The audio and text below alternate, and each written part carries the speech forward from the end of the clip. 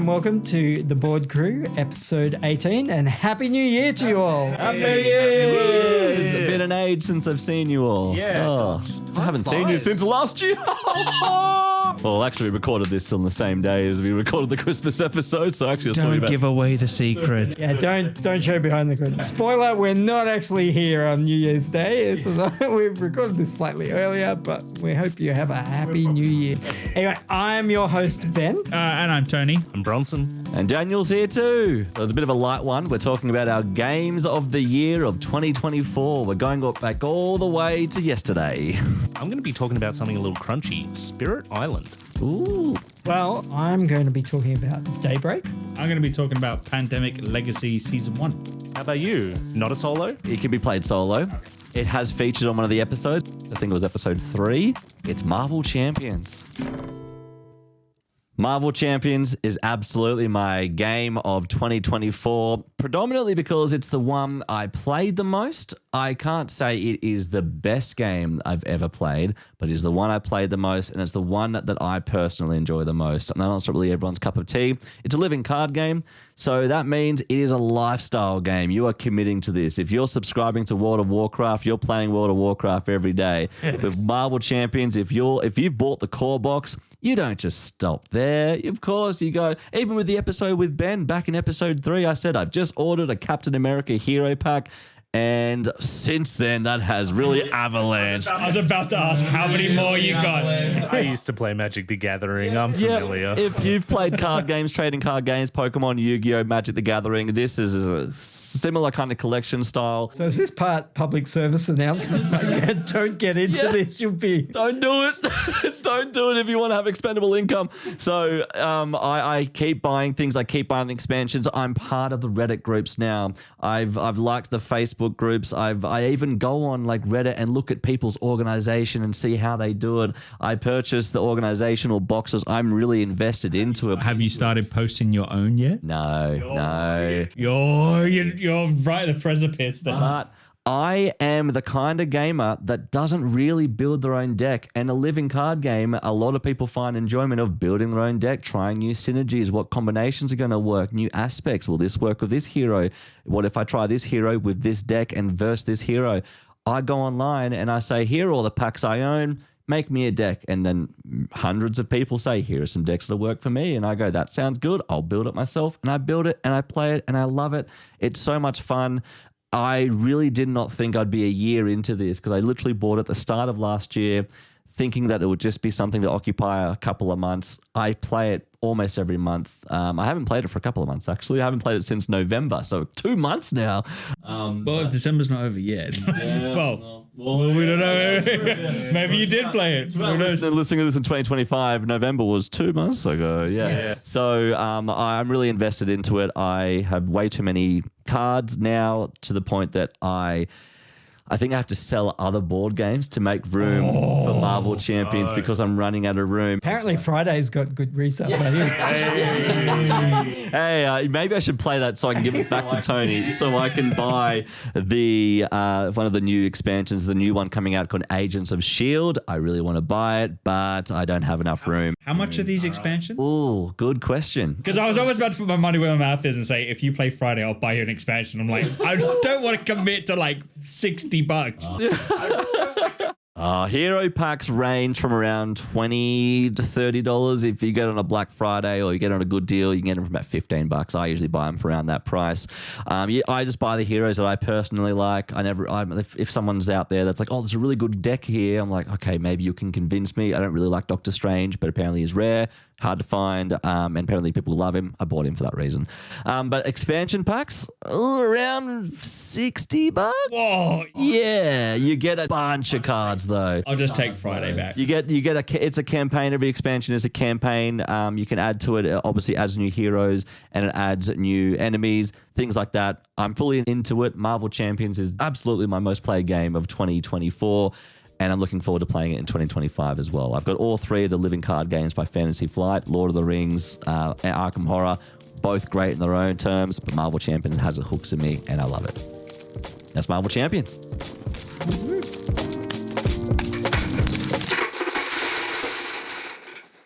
So I'm known for being that quirky little absurdist, but we're going to go real deal. I'm talking about Spirit Island. So I think it might have been on the same episode as Marvel Champions. It was. Ben reviewed it in the same episode as Marvel Champions. So go back to episode 3. You'll have a nice time. Great episode. And if Ben's reviewed it, you know it's good. You know it's crunchy. It is. Last episode, I did a light game. That's true. That's true. Just as a heads up, if you are going to revisit episode 3, we were still figuring things out. Audio quality is not great in episode 3. Yeah. It's a deep cut. You know, it's for the dedicated board crew.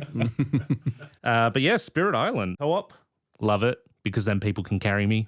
It's got a range of complexities. So you're playing as these different spirits with different skills. It's a little bit engine buildery. It's a little bit action retrieval. It's almost thematically the opposite side of the coin to Settlers of Catan. Yeah. Which I like, you know, especially as a nod. I feel like there's some spiritual successorship or a tribute to, you know, the Hexagons of Bestagons, Settlers of Catan. Yep. I've been playing it on the computer, actually, which is really cool and a great way to learn the game. If getting into these complex board games is a little too ambitious, I'd really recommend starting with the computer game. It's nice when the computer plays all the bad guys kind of bookkeeping for you. Yeah. All you have to think about is your turn instead of now I've got to move all these pieces around. Yeah. Yeah. Yeah, the only setup is choosing your god. Spirit, yeah. So we all playing it as well? Yeah, well, I played the app version. Yeah, okay. I played the board version and the app version. The app version was beautiful. The animations, everything behind her all. You got 30 turns for free, and then I didn't buy it. Yeah, and it takes a lot more turns to finish this game of Spirit Island. A lot more than 30. I did the tutorial, Yeah. but that used up your turns, and I didn't know. I'm like,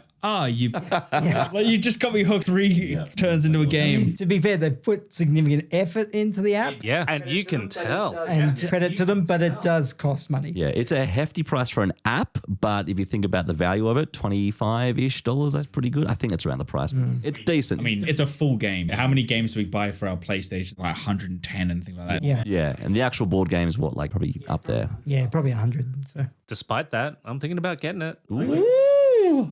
Yeah, I'm in. Late Christmas present. Oh, so yeah, it could be like a late New Year's Day present or something for yourself. Yeah, I'll take that excuse any day. Maybe you could buy a CanCon. Ooh. yeah, cheap games down at CanCon. Hey, that sounds pretty cool. We'll find out more about that. But for now, I'm just going to keep on playing Spirit Island. Game of the year. Who's your favorite spirit? Ooh, okay. You know, I know it's low complexity, but River Surges. Great spirit. River Surges was the first spirit I fell in love with. Oh, yeah. Yeah, displacing all those Dahan, bringing them all in. Yeah. If you could have been in the room with us just then, just seeing Ben's face light up to that name, like, he fell in love again. It's like remembering your first kiss. I like the lightning bird thing. That's pretty fun. It's just destruction. Lightning, swift strikes. Yeah.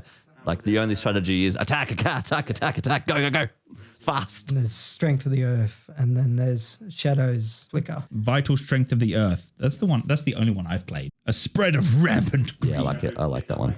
Yeah, I mean, this is probably the game out of every game we've ever spoken about that I hear people go back to the most often. Yeah. You do get a lot in that box. And there's a few people in our game group that love playing Yeah, it. I mean, David absolutely loves it. Yeah, David loves playing it. Bob and Alison and I, we've got a score sheet that we keep in our box, just going, how did we do? And you talk about the spirits that you fall in love with. You also learn to love to hate some of the adversaries. Like some of them you're like, man, next time we're going to take England down. Because England's just like, you're in for a rough game against England. Britannia rules. Also ticks the solo box. This is the only game I've ever played solo, with the exception of I played Friday once. Well, I mean, but every solo game has played Friday, right? 100% more than me. You're not a true solo gamer until you've played Friday. Yeah. Another thing, and not that I like to let BGG, Board Game Geek, to tell me what games to play or not to play. If anything, if there's a game that's rating low, I'm going for it. Oh, heck yeah. I mean, I want to play games that are experiences, and the idea of using those metrics to inform, using those metrics to inform is great, but using those metrics to just blindly make decisions for you are less great. That being said, Spirit Island has stayed crunchy and popular for quite a few years now. At the time of this recording, it's number 11. Yeah, it popular. I think Spirit Island is 2024 for me, and I'd be very keen to see a year in review, see where it's at next year. Excellent. Spirit Island. And we're going to have like 3 co-ops. Yeah. Ooh. All right. My game of the year for 2024 is Daybreak. Daybreak. What episode is that on? I made this one certified fresh. This is a new one. Oh, It's not on any episode. I only played this one recently when I went to LFG Canberra 2024 and we went down for a little gaming convention. Finally got my chance to play Daybreak, which I've been keen to try. Similar, well-filled out theme of a co-op. This one, you're trying to stop global warming. an easy task. Yeah, pretty simple. I mean, we lost basically every time, but from the last time where we're pretty sure we cheated the first turn accidentally. But yeah, so this is by Matt Leacock and published by CMYK. Matt Leacock. I've heard of that name before. Yeah. Pandemic is probably his most famous. And Daybreak is very similar weight to Pandemic, maybe slightly more complex in the sense that each player will be asymmetric. So if you're playing with the full 4 players, you'll play with one player as the US, one player as Europe, one player as China, and one player as the majority world. As you can probably guess, the majority world starts with a vastly different resource and carbon output to the US. Okay. So I played the majority world for the majority of games that I've played of this, and you start off in not a great spot. You're producing so much carbon, you don't have the resources to make green energy at that point. Your population's exploding every single turn, so there's more demands on your people. Also, all of your social resilience, your ecological resilience, your infrastructure resilience is all terrible. So any kind of natural disasters like push you over like a paper bag, and people don't have much trust in the government to do anything. You're talking about the game, or? This is too real. Yeah. Whereas the US has lots of resources, tons of opportunities to kind of move. They're going to have the ability to kind of pivot and react to disasters, etc. quite well. China is kind of a little bit in the middle, and Europe is like just cruising. Also a little bit further along in the green energy kind of investment than the US is. So each player is going to be trying to reduce their own carbon. But the thing that I love about Daybreak is it is cooperative in the sense that, the majority world will not be able to do it on their own. They're going to need cheap Chinese solar imports. And so China's going to have to give up some of their resources. Same with the US and Europe. They could easily just focus on their own problems and go, look, I'm winning. But they actually have to kind of help the rest of the world, help China make that last couple of hurdles to make sure that like the planet doesn't explode. The interesting thing too is as the temperature of the world increases, so if you get 2 degrees above average temperature, then you lose. But as you get hotter and hotter, the conditions get worse and worse. And so it sort of starts to snowball. Right. I just love the mechanics of it. It's quite easy. You're just playing cards, building a little tableau. The other nice thing about it is every single card has a QR code on the bottom of it. And every single card is related to a real world technology or potential technology that we may have. Ooh. So you can scan that QR code if you're not sure of the rules. It'll have a full explanation with FAQ on that card. Here's some questions that people have asked and how it works in this situation. Oh, wow. Good for new gamers sort of going, hey, I don't get this mechanic. But also, if you're interested, it's got the science behind. This is why this is doing this. And different technologies will have different impacts. Great, so we're learning. Yeah. Oh, well, cool. So I should go quickly about how you can lose. You can lose if temperature hits 2 degrees, if it takes you more than 6 rounds, or if one government gets toppled. What's the one takeaway like for you to say, this is my game of the year? What's that eureka moment for you when you're playing it and said, yep, I've made my decision? I love a cooperative game that forces players to cooperate. That you have to win. That sounds stupid, but there is a lot of cooperative games that either allow one player to just go, here's what we should do, guys. Alpha gaming. Yeah. Alpha gamer is eliminated. It's not eliminated. Yeah. You could, in theory, alpha game this because each player has their own unique circumstance. You feel more in charge of what you're doing, similar to Spirit Island. Yeah. The game sets it up in such an obvious way that says this player is going to lose. It was really obvious when I set up my board, we looked at the rules and I just looked down at the majority world And I looked at the other players and I went, this is an unfair starting position for this player. That's the point. Like that's real life too. Not everything is fair in this world, and the majority world definitely isn't going, so glad of all the stuff we got that you didn't. Yeah. I don't know whether art imitates life too much, but the first 2 times that we lost because refugees were fleeing from climate disasters and the US toppled its government because they couldn't handle the migration. Like it was already on the ropes before that, but that was the event that toppled the government. I feel like a game of this context and this theme, it can't have any plastic pieces. I was about to say, is this all carbon neutral? Everything about it is cardboard, doesn't come in shrink wrap. It even has little tuck boxes to hold all your cards, which are cardboard. All of the wooden components come in little, almost like egg carton cardboard of little trays that come with little lids that you can push down and they sort of snap shut. It's all sustainably made as well. Great. There you go. They've done well. That'd be the worst design thing. Like, it's all about climate change, and then there's all metal and plastic on the inside. Yeah. So, yeah, I really like Daybreak. Cool. Beautiful. Love that. It's a new day. New dawn, it's a new day.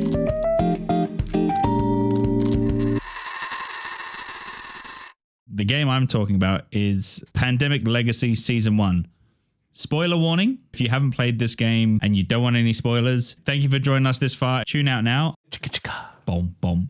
I loved this game. I played this with my wife and it took us the whole year to finish. Pandemic's already a great game. This just ramps it up even more by having board state change constantly as you're playing. We played enough Pandemic that she was already able to jump straight into this one. We already had our favorite characters to play as, and then we play this post-COVID. And so we had a unique perspective on this considering it came out before COVID, where as you progress through the game, a lot of similarities that happen around the world start happening in this game. It's like, did they know? Simpsons did it. Yes, Trump coming down the escalator. Like, how did they know the movements? Yeah, how'd they know? Anyway, Matt Groening, we know you're a time traveler. Your jig is up. Anyway, this one is by Matt Leacock. 2 games in this episode. Yeah, he's done 2 games. At the time of recording, I did a quick look of him on BGG. He is accredited to 51 games. Crikey! I've played one of them. A lot of those are Pandemic. He has done a lot of Pandemic loads. All the Forbidden series, he's in on that stuff as well. Oh, yeah. Yeah. Oh, I did those. Oh, I've played a couple then. This guy's the co-op king.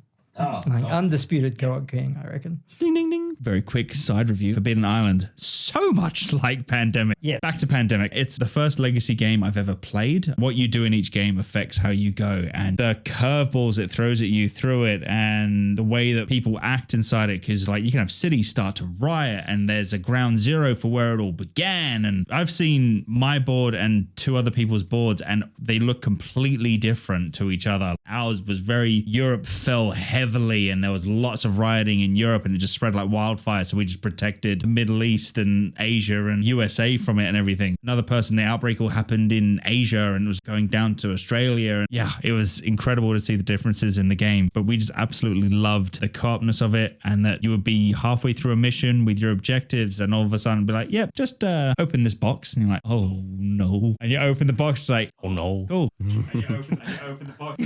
We can't cure the disease now. And you're like, oh crap. So you're there curing your disease. You're like, oh, but you can always cure it. You got to be able to cure the disease. Like, nah, this is new. You can't cure this. And it's like, oh, kind of like COVID. Then you start going on like there's a new strain. You're like, kind of like COVID.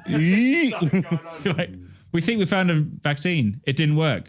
Kind of like COVID. And it started getting really eerie. Yeah, wow. And it started getting really eerie. And did you also bet on what the governor was going to wear before her speech every week? Yeah, it is a fantastic game. If you played Pandemic and you love that sort of co-op game of just, everyone takes your turns, like quite simple, this will ramp it up a bit more, give you a couple more rules. And it will give you the rules slowly. Yes. It's only new rules per game, and they only build on each other. Yeah, it makes a lot of sense. The virus starts getting more intense, and then suddenly you can start setting up roadblocks. And it's like, oh, okay, like they would do, and they'd stop flights. And, it's all very It makes sense. Yeah, you can start doing quarantine measures basically and deploying the military. And all these extra characters start coming out of nowhere. The one criticism I have of the game was at the end, it felt very anticlimactic. I know you've played and finished this one, Ben. How did it feel for you guys at the end of all that? We got on top of it pretty quickly. And so the last mission, we were like, oh, that's all we need to do. Oh, well, we've almost done that already. So it was a very easy last mission for us. In that sense, it was anticlimactic. We loved the story, though. The story carried us through. Oh, yeah. The rules are interesting and it's a great game, but the story hits you with so many surprises. We really felt that big twist that you can think of. Spoiler. Yeah. I don't want to spoil the twist so much because I don't know that you guys have played. No. Shout out to all the audio listeners who are closing their ears. Yeah. Don't worry, I haven't played it either. Oh, there's a big hardcore twist. Yeah. I mean, we did warn people about spoilers, but this one I won't spoil. You could see dead people. Yeah. I mean, there was a lot of dead people. So, You can see them. yeah. Yeah, I haven't tried the other seasons. I haven't been massively motivated. It took a very long time before I wanted to play Pandemic again. Just because the highs that Pandemic Legacy delivers to you, it's hard to go back. Oh, it can ruin the vanilla version for you. Yeah. Yeah. Is that the same reason you? Yeah. Yeah, that's very much it. It's so good. It's the way the rules expand so much and you're thinking about everything. It's the same as the base. You get the 4 actions per turn, but now it's not just, okay, move, cure a disease, do this. It's you can move, set up this, put that down, dude. But I've only got 4 turns. And the story, knowing that every action you have will have a permanent consequence. And the fact that it was like one of the first of its kind as well. You know, they could have just gone a lot simpler with the legacy of it all, but they were like, if we're doing it, we're doing it right. So thank you, Matt, for that one. I'm sure you're listening. It's a masterpiece. I reckon if you haven't played it and you're thinking maybe I should try a legacy game, I've played a few now. Pandemic Legacy is still way above all the rest that I've played. Really enjoyed some other ones, but Pandemic Legacy haven't had the highs that I got out of that one. So that's my game of the year. Pandemic Legacy. Season 1. Season 1. For 2024. For 2024. We'll see what's going to come from 2025. Over to you, Bronson. Hey, well, it's a new year, and I'm feeling like a new me. I know that Deke's New Year's. We all already know what your New Year's resolution is, which is playing Friday. I thought we said not just play solo games. Yes, so I've got an entire year to play a 10-15 minute game. I mean, theoretically, you could do it before the year ends. I can't commit to that. That's too much pressure. But I'll play my 2-hour living card game, but I would not play 10 minutes of Friday. 365 days, or 4 now, I guess, if you write today off. Let's talk about what's coming up. What are we looking forward to in the new year of board games as the board crew? I'm looking forward to the Agents of S.H.I.E.L.D. expansion, but I probably won't be buying it anytime soon. Yeah, I might test it out. At least I'll look at who else is playing it, read some reviews, and go from there. But there's some other expansions I want to buy for Marvel Champions. I didn't review this. I will in the year. Even though there's a million reviews of this already. Wingspan, so hot for a few years now, but so hot right now. I need to be in the room when you do that one. I love that game. Nice. But yeah, I've only been playing vanilla so far, and I'm really looking forward to getting into the expansions. We'll meet up. I've got them all. Nice. Yeah, Wingspan's big in our household. Ben, what are you looking forward to? There's always games that are out that are on my radar, but for me, it's CanCon. CanCon! Woo! Tony, you're not a little excited for that too, are you? I'm yeah. Hence the CanCon! CanCon, tell us about it. Most of the board crew are going to be there, so come and say hi to us. Full disclosure, I run the board games library with Jenny, so I will be flat out, but I'd love to say hi. And we have over 500 games in the library. We will have some hot new games that none of us even really have played or know about. I'm just pumped. It's such a great time of meeting some other gamers, learning some new games, hanging out with some designers, seeing some other people in the media space. We can rub shoulders with some other podcasters and say hi to them. And it'll be great. So I'm looking forward to CanCon. So Bronson, you're going to be doing a live show while you're there? Oh, every day's a live show when you're with Bronny. We are not recording at CanCon. It's not. It's a big echoey hall with thousands of people in it. But yeah, look, CanCon tickets are on sale now. Just search for CanCon 2025 and you will find them. We will put it in the description. It's easier than me like reading out a web. yeah. So have a happy new year, and we hope that you can get board with us next time. We'll see you at CanCon. Bye. Bye. Yeah. Goodbye. Bye-bye. Bye-bye now. I know. Goodbye. Well, now.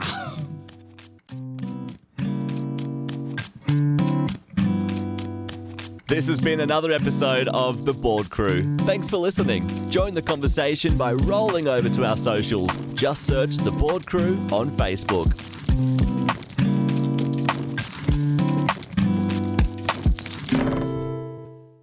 On to the games. Wait, we didn't actually introduce some names. No, we didn't at all. Right. Right, we can do that and I can edit. Well, do you want to do the intro again? Yeah. Yeah, Let's because we all just shouted Happy New Year. Yeah, and then we we did can Happy New Year, and then we. What a fireworks display! Did you watch that Yeah, yesterday. Oh, well, last night, I guess. last night? Yeah. I filmed it so I can watch it again later. I mean, Why do people do that? Exactly. Sydney always puts on such a show. Yeah. I really hope there's not a future Ben that's going, it turned out it was cancelled this year. How about that weather? Boy, that weather.